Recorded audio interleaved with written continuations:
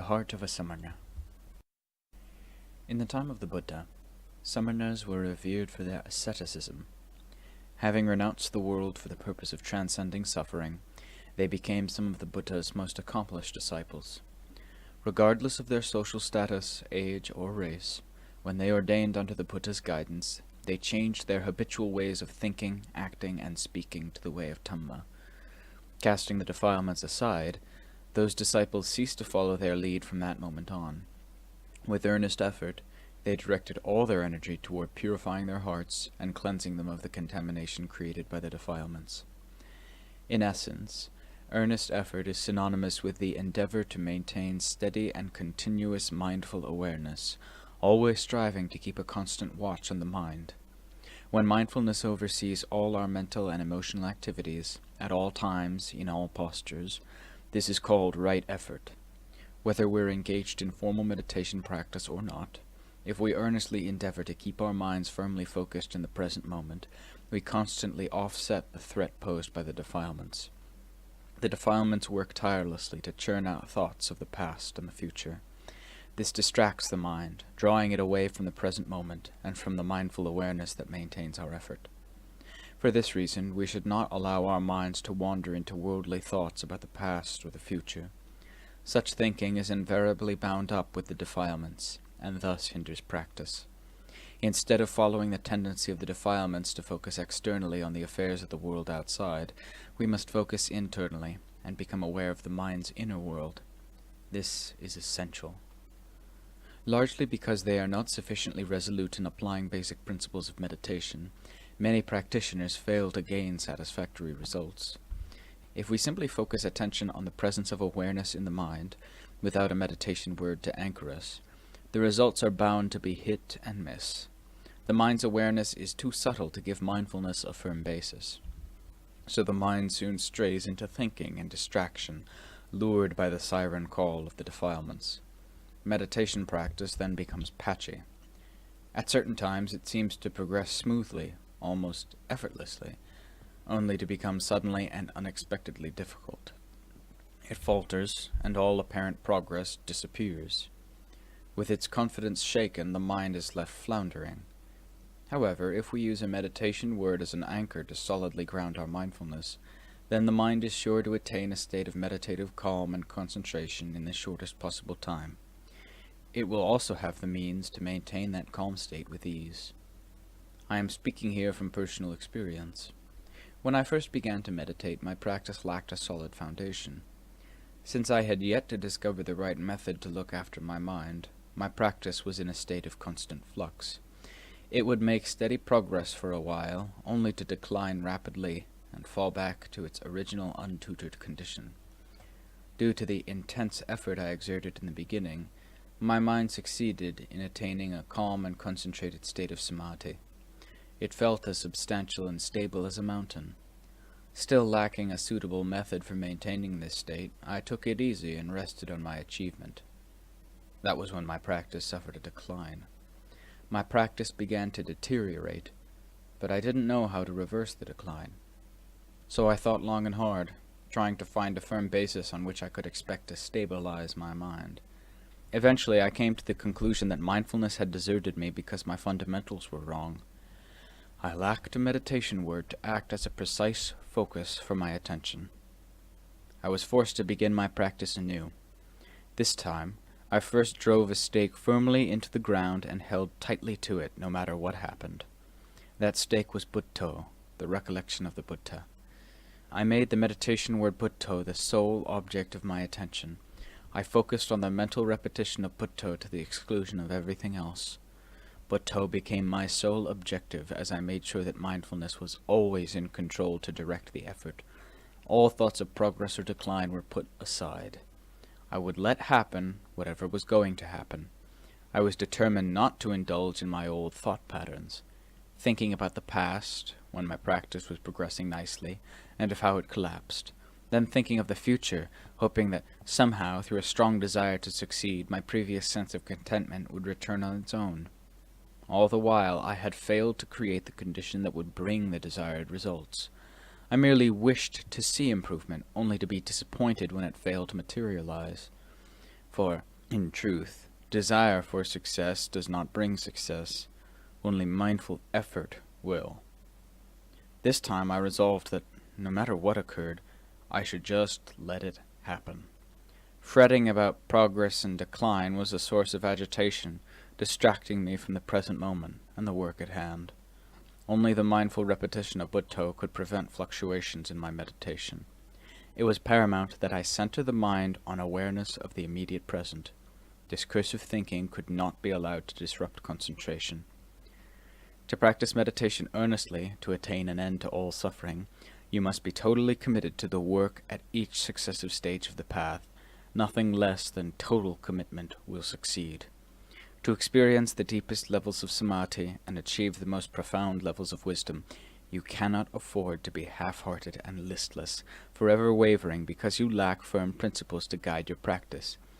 Those without a firm commitment to the principles of practice can meditate their entire lives without gaining the proper results.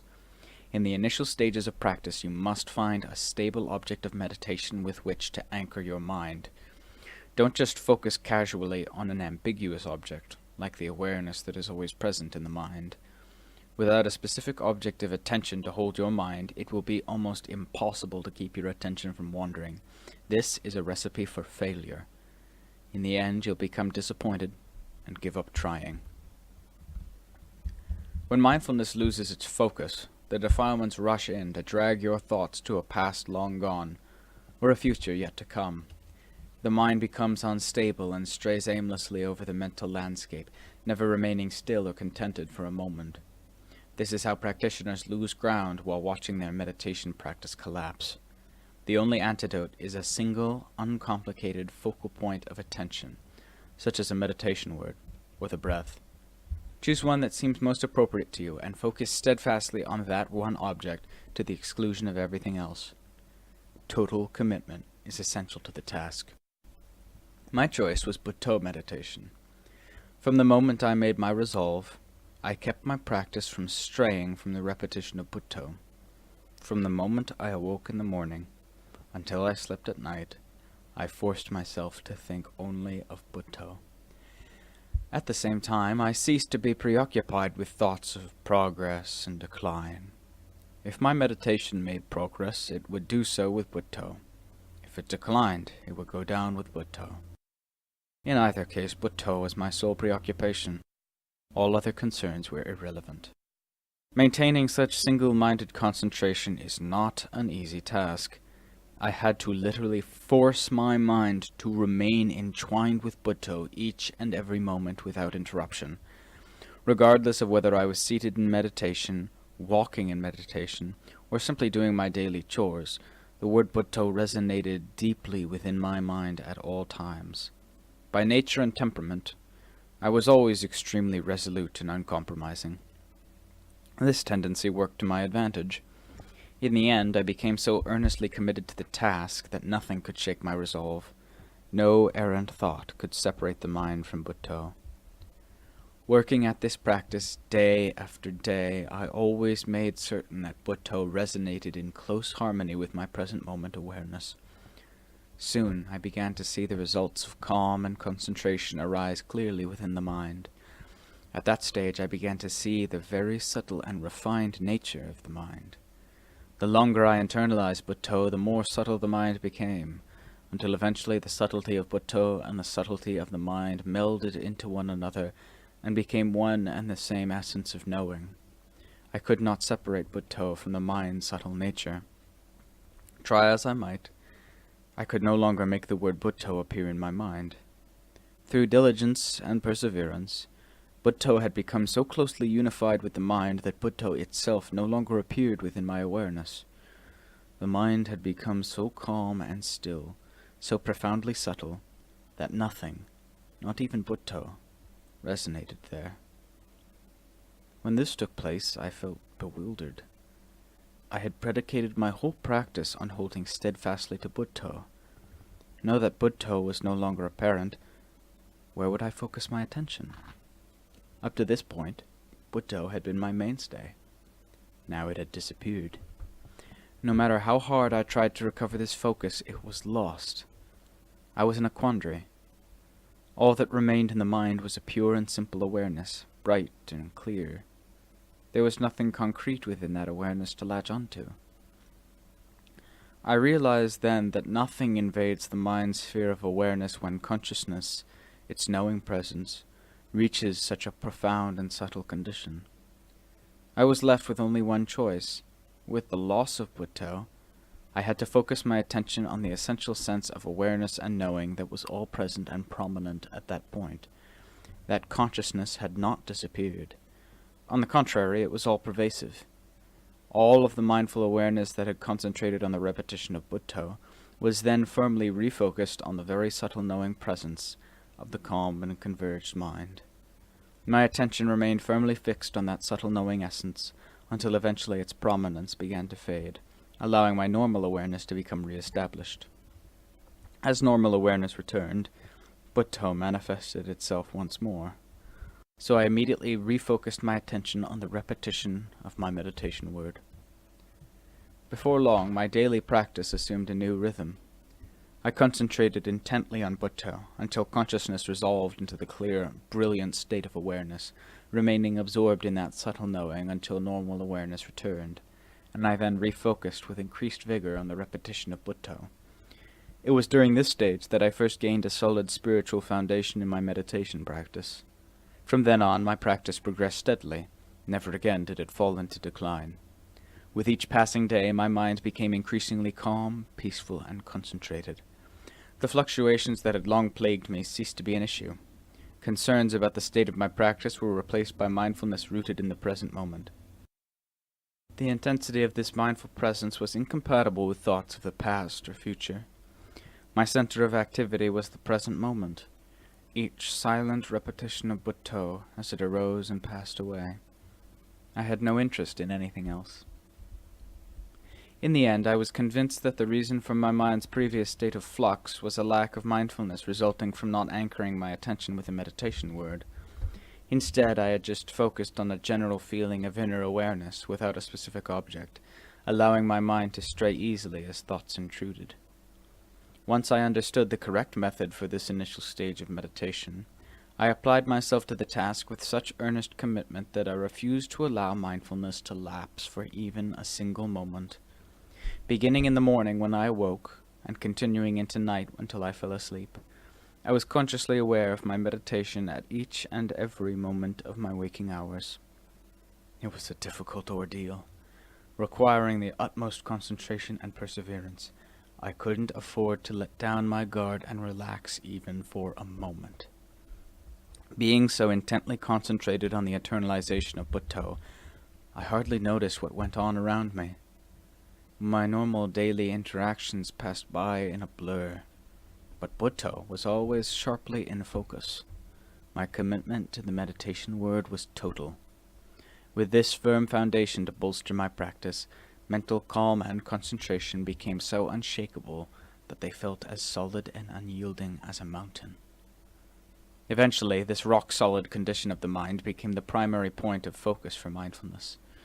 As the mind steadily gained greater internal stability, resulting in a higher degree of integration, the meditation word Buddha gradually faded from awareness, leaving the calm and concentrated state of the mind's essential knowing nature to be perceived prominently on its own. By that stage, the mind had advanced to samadhi, an intense state of focused awareness, assuming a life of its own, independent of any meditation technique. Fully calm and unified, the knowing presence itself became the sole focus of attention, a condition of mind so prominent and powerful that nothing can arise to dislodge it. This is known as the mind being in a state of continuous samadhi. In other words, the mind is samadhi. Both are one and the same. Speaking in terms of the deeper levels of meditation practice, a fundamental difference exists between a state of meditative calm and the samadhi state. When the mind converges and drops into a calm, concentrated state to remain for a period of time before withdrawing to normal consciousness, this is known as meditative calm. The calm and concentration are temporary conditions that last while the mind remains fixed in that peaceful state. As normal consciousness returns, these extraordinary conditions gradually dissipate. However, as we become more adept at this practice, entering into and withdrawing from a calm, unified state over and over again, the mind begins to build a solid inner foundation. When this foundation becomes unshakable in all circumstances, the mind is known to be in a state of continuous samadhi. Then, even when the mind withdraws from meditative calm, it still feels solid and compact, as though nothing can disturb its inward focus. The mind that is continuously unified in samadhi is always even and unperturbed. It feels completely satiated. Because of the very compact and concentrated sense of inner unity, everyday thoughts and emotions no longer make an impact. In such a state, the mind has no desire to think about anything. Completely peaceful and content within itself, nothing is felt to be lacking. In such a state of continuous calm and concentration, the mind becomes very powerful. While the mind was previously hungry to experience thoughts and emotions, it now shunned them as a nuisance. Before, it was so agitated that it couldn't stop thinking and imagining, even if it wanted to. Now, with samadhi as its habitual condition, the mind feels no desire to think about anything. It views thought as an unwanted disturbance. When the mind's awareness stands out prominently all the time, the mind is so inwardly concentrated that it tolerates no disturbance. Because of this sublime tranquility, and the tendency of samadhi to lull the mind into this state of serene satisfaction, those whose minds have attained continuous samadhi tend to become strongly attached to it. This remains so until one reaches the level of practice where wisdom prevails, and the results become even more satisfying. From that point on, I accelerated my efforts. It was at that time that I began sitting in meditation all night long, from dusk until dawn. While sitting one night, I started focusing inward as usual. Because it had already developed a good, strong foundation, the mind easily entered into samadhi. So long as the mind rested there calmly, it remained unaware of external bodily feelings. But when I withdrew from samadhi many hours later, I began to experience them in full. Eventually my body was so racked by severe pain that I could hardly cope. The mind was suddenly unnerved, and its good, strong foundation completely collapsed. The entire body was filled with such excruciating pain that it quivered all over. Thus began the bout of hand-to-hand combat that gave me insight into an important meditation technique. Until the unexpected appearance of such severe pain, I had not thought of trying to sit all night. I had never made a resolution of that kind. I was simply practicing seated meditation as I normally did. But when the pain began to overwhelm me, I thought, "Hey, what's going on here? I must make every effort to figure out this pain tonight." So, I made the solemn resolve that no matter what happened, I would not get up from my seat until dawn of the next day. I was determined to investigate the nature of pain until I understood it clearly and distinctly. I would have to dig deep, but, if need be, I was willing to die in order to find out the truth about pain. Wisdom began to tackle this problem in earnest. Before I found myself cornered like that with no way out, I never imagined that wisdom could be so sharp and incisive. It went to work, relentlessly whirling around as it probed into the source of the pain, with the determination of a warrior who never retreats or accepts defeat.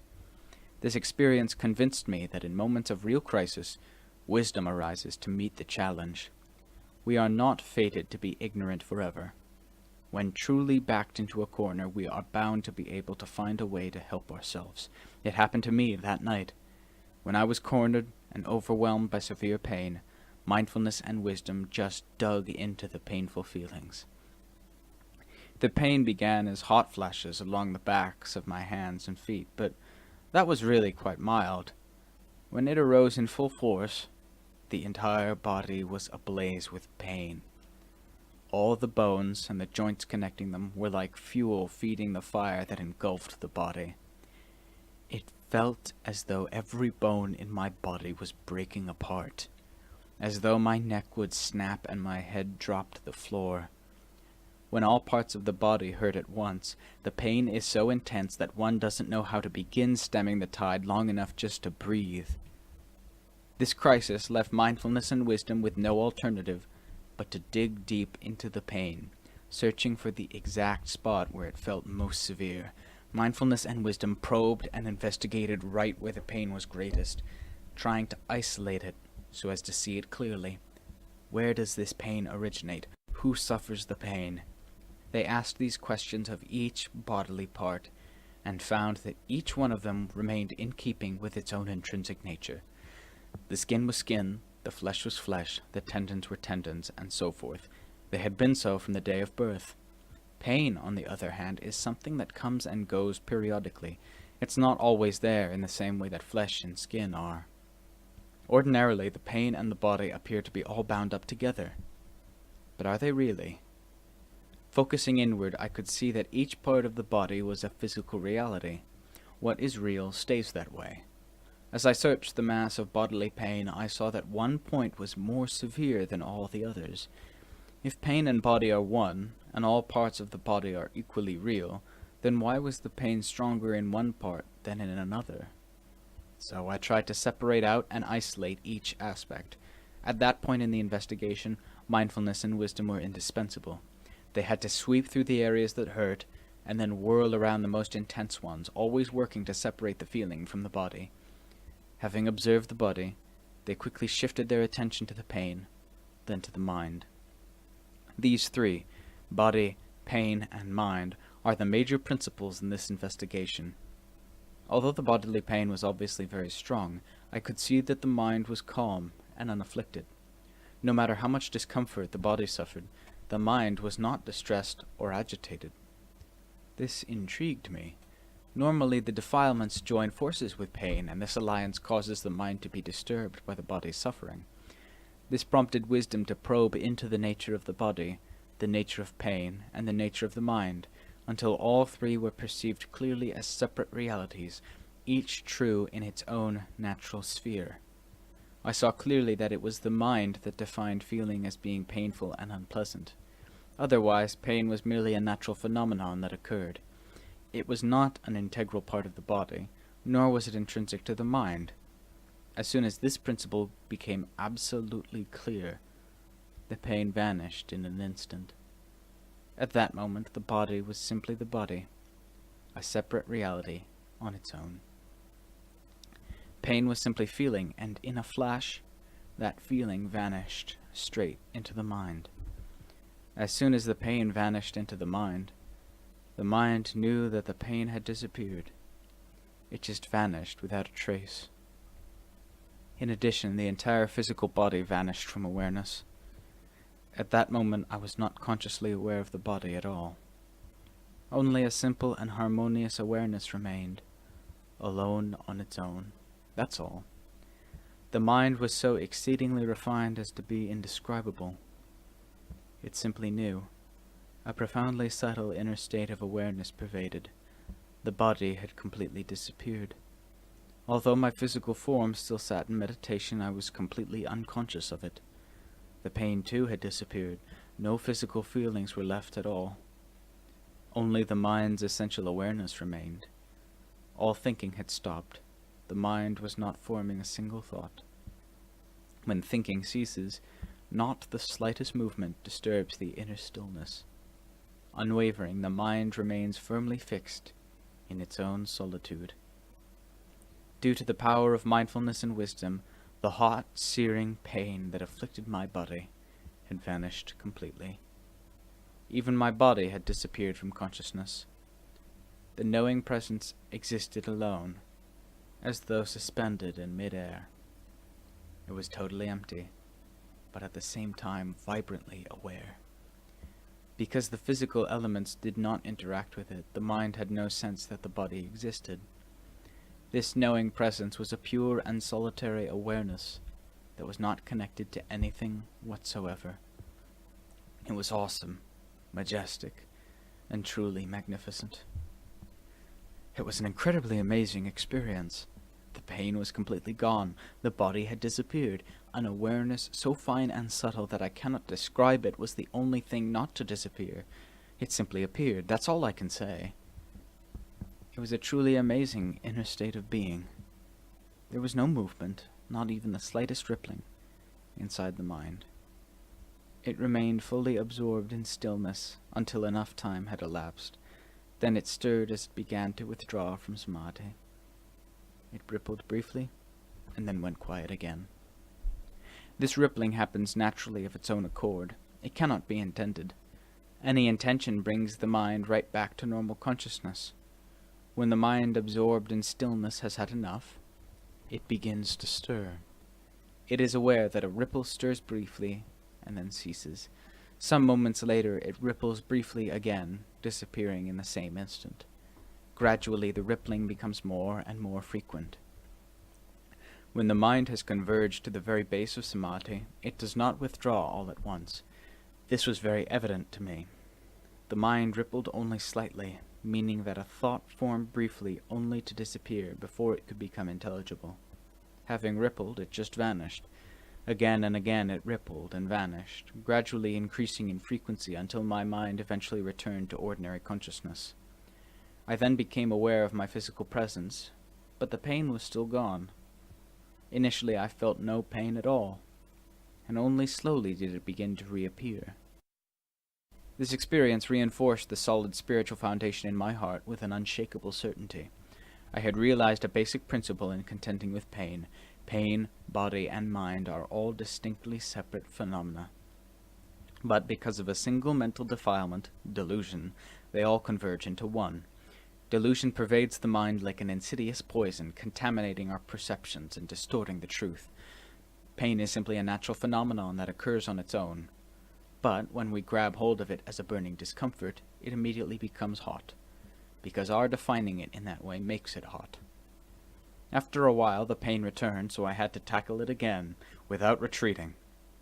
I probed deep into the painful feelings, investigating them as I had done before. But this time I could not use the same investigative techniques that I had previously used to such good effect. Techniques employed in the past were no longer relevant to the present moment. In order to keep pace with internal events as they unfolded, I needed fresh tactics, newly devised by mindfulness and wisdom and tailor-made for present circumstances. The nature of the pain was still the same, but the tactics had to be suitable to the immediate conditions. Even though I had used them successfully once before, I could not remedy the new situation by holding on to old investigative techniques. Fresh, innovative techniques were required, ones devised in the heat of battle to deal with present moment conditions. Mindfulness and wisdom went to work anew, and before long, the mind once again converged to the very base of samadhi. During the course of that night, the mind converged like this 3 times, but I had to engage in bouts of hand-to-hand combat each time. After the 3rd time, dawn came, bringing to a close that decisive showdown. The mind emerged bold, exultant, and utterly fearless. Fear of death ceased that night. Painful feelings are just naturally occurring phenomena that constantly fluctuate between mild and severe. As long as we do not make them into a personal burden, they don't have any special meaning for the mind. In and of itself, pain means nothing, so the mind remains unaffected. The physical body is also meaningless in and of itself, and it adds no meaning either to feelings or to oneself, unless, of course, the mind invests it with a specific meaning, gathering in the resultant suffering to burn itself. External conditions are not really responsible for our suffering. Only the mind can create that. Getting up that morning, I felt indescribably bold and daring. I marveled at the amazing nature of my experience. Nothing comparable had ever happened in my meditation before. The mind had completely severed its connection with all objects of attention, converging inward with true courage. It had converged into that majestic stillness because of my thorough and painstaking investigations. When it withdrew, it was still full of an audacious courage that knew no fear of death. I now knew the right investigative techniques, so I was certain that I'd have no fear for the next time pain appeared. It would, after all, be pain with just the same characteristics. The physical body would be the same old body, and wisdom would be the same faculty I had used before. For this reason I felt openly defiant, without fear of pain or death. Once wisdom had come to realize the true nature of what dies and what does not, death became something quite ordinary. Hair, nails, teeth, skin, flesh, bones, reduced to their original elemental form, they are simply the earth element. Since when did the earth element ever die? When they decompose and disintegrate, what do they become? All parts of the body revert to their original properties. The earth and water elements revert to their original properties, as do the wind and fire elements. Nothing is annihilated. Those elements have simply come together to form a lump, in which the mind then takes up residence. The mind, the great master of delusion, comes in and animates it, and then carries the entire burden by making a self-identity out of it. This is me. This belongs to me. Reserving the whole mass for itself, the mind accumulates endless amounts of pain and suffering, burning itself with its own false assumptions. The mind itself is the real culprit, not the lump of physical elements. The body is not some hostile entity whose constant fluctuations threaten our well-being. It is a separate reality that changes naturally according to its own inherent conditions. Only when we make false assumptions about it does it become a burden we must carry. That is precisely why we suffer from bodily pain and discomfort. The physical body does not produce suffering for us. We ourselves produce it. Thus I saw clearly that no external conditions can cause us to suffer. We are the ones who misconceive things, and that misconception creates the blaze of pain that troubles our hearts. I understood clearly that nothing dies. The mind certainly doesn't die. In fact, it becomes more pronounced. The more fully we investigate the four elements, breaking them down into their original properties, the more distinctly pronounced the mind appears. So where is death to be found? And what is it that dies? The four elements, earth, water, wind, and fire, they don't die. As for the mind, how can it die? It becomes more conspicuous, more aware, and more insightful. The mind's awareness never dies, so why is it so afraid of death? Because it deceives itself. For aeons and aeons it has fooled itself into believing in death, when actually nothing ever dies. So when pain arises in the body, we must realize that it is merely feeling, and nothing else. Don't define it in personal terms and assume that it is something happening to you. Pains have afflicted your body since the day you were born. The pain that you experienced at the moment you emerged from your mother's womb was excruciating. Only by surviving such torment are human beings born. Pain has been there from the very beginning, and it's not about to reverse course or alter its character. Bodily pain always exhibits the same basic characteristics. Having arisen, it remains briefly, and then ceases. Arising, remaining briefly, ceasing. That's all there is to it. Investigate painful feelings arising in the body, so as to see them clearly for what they are. The body itself is merely a physical form, the physical reality you have known since birth. But when you believe that you are your body, and your body hurts, then you are in pain. Being equated, body, pain, and the awareness that perceives them then converge into one, your painful body. Physical pain arises due to some bodily malfunction. It arises dependent on some aspect of the body, but is not itself a physical phenomenon. Awareness of both body and feelings is dependent on the mind, the one who knows them. But when the one who's aware of them knows them falsely, then concern about the physical cause of the pain and its apparent intensity cause emotional pain to arise. Pain not only hurts, but it indicates that there is something wrong with you, your body. Unless you can separate out these three distinct realities, physical pain will always cause emotional distress. The body is merely a physical phenomenon. We can believe whatever we like about it, but that will not alter fundamental principles of truth. Physical existence is one such fundamental truth. Four elemental properties, earth, water, wind, and fire, gathered together in a certain configuration to form what is called a person. This physical presence may be identified as a man or a woman and be given a specific name and social status, but essentially it is just a physical heap. Lumped together, all the constituent parts form a human body, a distinct physical reality, and each separate part is an integral part of that one fundamental reality. The four elements join together in many different ways. In the human body we speak of the skin, the flesh, the tendons, the bones, and so forth, but don't be fooled into thinking of them as separate realities simply because they have different names. See them all as one essential reality, the physical heap. As for the heap of feelings, they exist in their own sphere. They are not part of the physical body. The body isn't feeling either. It has no direct part in physical pain. These two heaps, body and feeling, are more prominent than the heaps of memory, thought, and consciousness, which, because they vanish as soon as they arise, are far more difficult to see.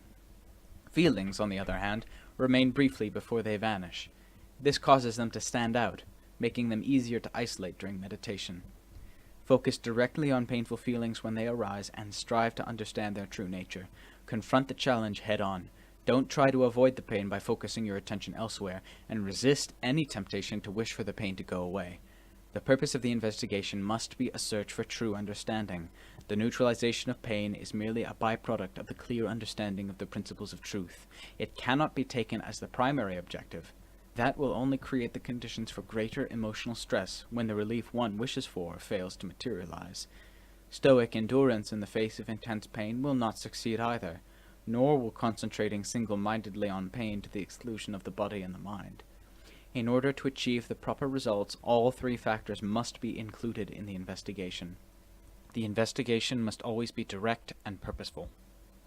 The Lord Buddha, the great Samana, taught us to investigate with the aim of seeing the noble truth of suffering, that all pain is simply a phenomenon that arises, remains briefly, and then vanishes. Don't become entangled in it. Don't view the pain in personal terms as an inseparable part of who you are, for that runs counter to pain's true nature. Such a view undermines the techniques used to investigate pain, preventing wisdom from knowing the reality of feelings. Don't create a problem for yourself where none exists. See the noble truth of suffering as it arises in each moment of pain, observing the feeling as it remains briefly and vanishes. That's all there is to pain. The ending. On January 30th, 2011, at the age of 97, Ajaan Mahā Boowa shed his physical form and totally departed this world. The death of a Buddha, or an Arahant disciple, is known as Parinibbāna. Ajaan Mahā Boowa left those who lived and practiced with him in no doubt that he was truly a noble disciple in the lineage of the Lord Buddha, and a samana of the highest blessing.